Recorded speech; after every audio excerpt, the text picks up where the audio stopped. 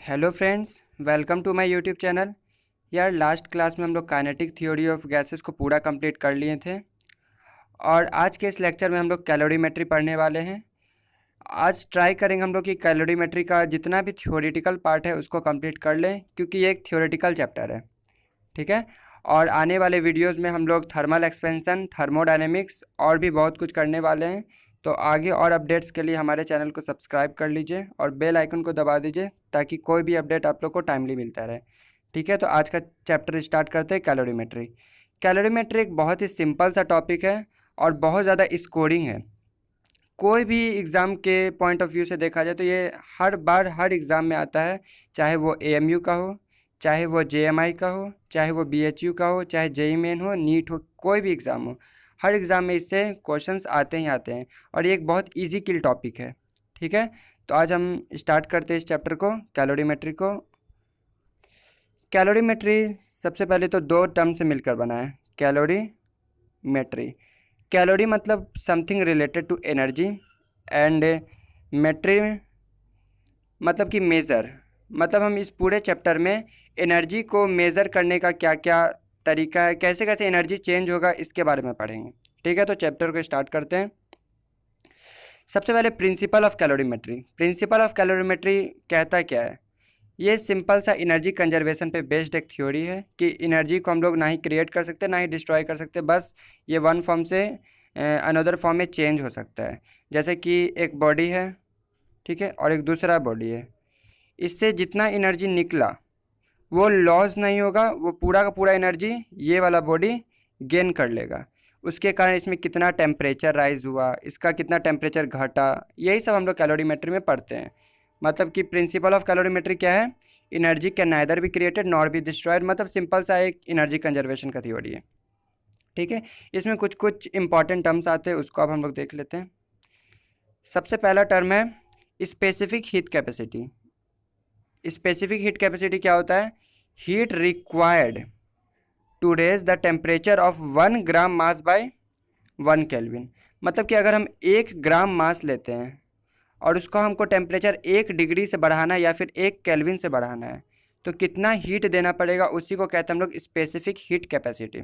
ठीक है, ये वाला फॉर्मूला बहुत ज़्यादा इंपॉर्टेंट है, इसको आप लोग याद रखिएगा। Q बराबर MS डेल्टा T या फिर DT। यहाँ से देखिए, S जो होता है उसको स्पेसिफिक हीट कैपेसिटी कहते हैं, इसको स्मॉल s से डिनोट करते हैं। यहाँ से स्मॉल s क्या होगा? Q divided by M delta T। इसको यहाँ ले आएँ, इसको भी यहाँ ले आएँ, और यहाँ से देखिए इसका जो डेफिनेशन है वो भी सेटिस्फाई हो रहा है, क्योंकि S बराबर Q by M delta T आ रहा है। अगर मास 1 ग्राम ले लिए और चेंज इन टेम्परेचर 1 केल्विन ले लिए, तो जितना हीट देना पड़ेगा उसी को हम लोग कहते हैं स्पेसिफिक हीट कैपेसिटी। ठीक है, अब दूसरा पॉइंट आता है मोलर हीट कैपेसिटी।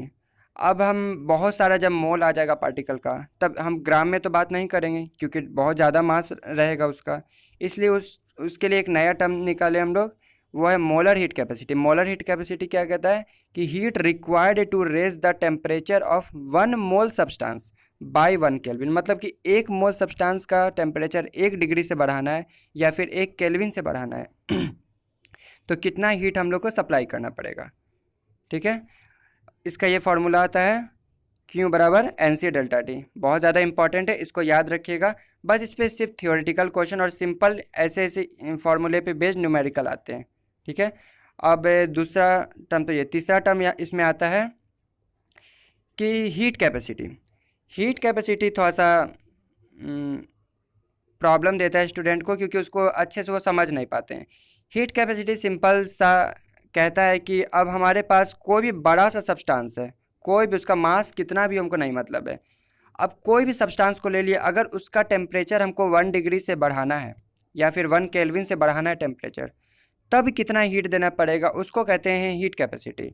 और यहाँ पर जो ये S डैश है, इसको हीट कैपेसिटी को S डैश से डिनोट करते हैं। ये जो होता है स्मॉल s इंटू M होता है।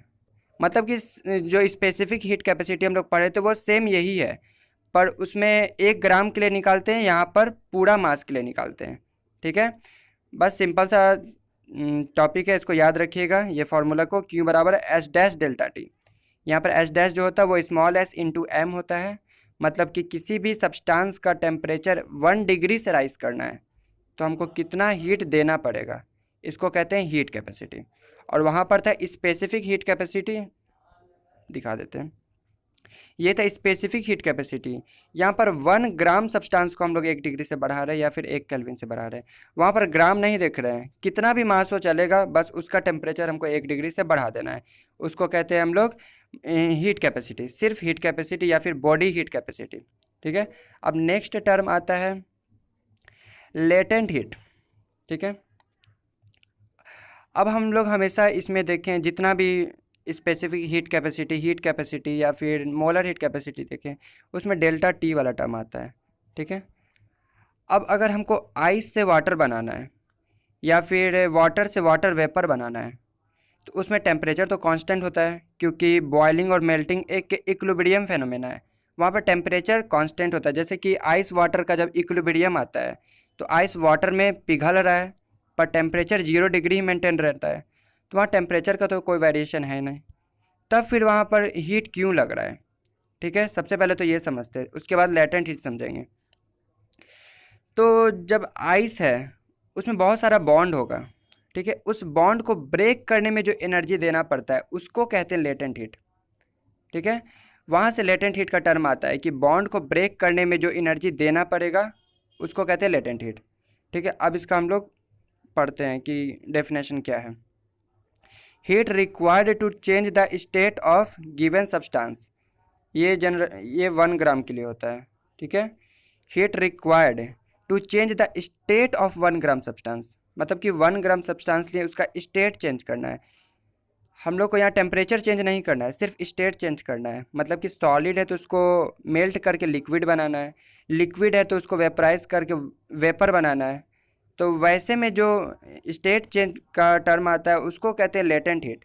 अब जब आइस को मेल्ट करके वाटर बना रहे हैं तो वो लेटेंट हीट वहाँ पर फ्यूज़न होता है, और जब वाटर को वेपोराइज करके वाटर वेपर बना रहे हैं तो वहाँ पर आता है लेटेंट हीट ऑफ वेपोराइजेशन। ठीक है, तो एक बार और जल्दी जल्दी इसको रिवीजन कर लेते हैं। सबसे पहले आया था हम लोग का स्पेसिफिक हीट कैपेसिटी, मतलब कि heat require to raise 1 gram substance का टेम्परेचर हमको 1 डिग्री से राइज करना है तो उसमें कितना हीट देना पड़ेगा, उसको कहते हैं स्पेसिफिक हीट। ये सब फार्मूला आपको याद रखना पड़ेगा और सिंपल सा फार्मूला है, इस फार्मूला बेस्ड इस पर सिर्फ क्वेश्चन आते हैं। ठीक है, दूसरा आया मोलर हीट कैपेसिटी कि 1 मोल सब्सटेंस का 1 डिग्री से हमको टेम्परेचर बढ़ाना है या 1 केल्विन से तो कितना लगेगा।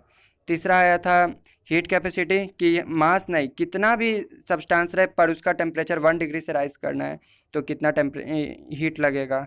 और यहाँ जो एच डैश होता है वो स्मॉल एस इंटू मास होता है।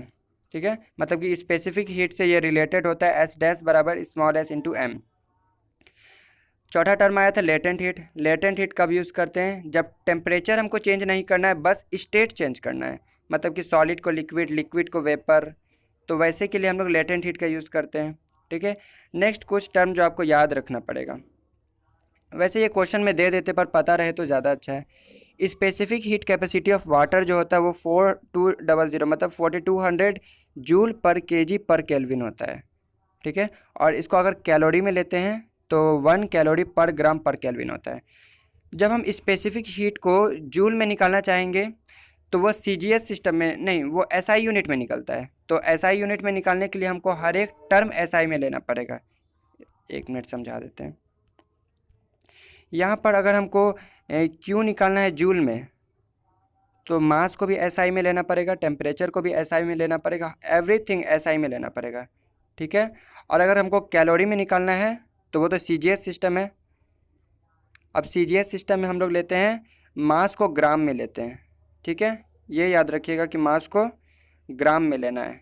जब कैलोरी में हमको आंसर चाहिए तो मास को ग्राम में लेंगे, और जब हमको जूल में आंसर चाहिए तो मास को केजी में लेंगे।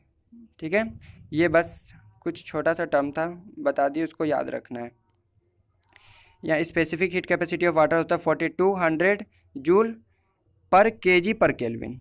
ठीक है, इसी को 1 कैलोरी पर ग्राम पर केल्विन कहते हैं। और latent heat of fusion of water 80 calorie पर केल्विन होता है, और latent heat of vaporisation of water 540 calorie पर केल्विन होता है। ठीक है, ये सब सिंपल टर्म है, इसको पता रहता है तो अच्छा रहता है, वैसे ही क्वेश्चन में ये दिया हुआ रहेगा हमेशा। ठीक है, और एक कन्वर्जन होता है कैलोरी और जूल में, उसको बता देते हैं कि वन कैलोरी वन कैलोरी बराबर होता है 4.2 जूल। ठीक है, 1 कैलोरी बराबर 4.2 जूल होता है। बस इसको याद रखिएगा। बस इस कैलोरीमेट्री में बस इतना ही था। इस पे सिंपल सिंपल क्वेश्चंस बनते हैं इन सब फार्मूला पे बेस्ड। तो I hope this lecture will help you if you are preparing for any of the competitive exams of universities like BHU, AMU, JMI. Thanks for watching this video.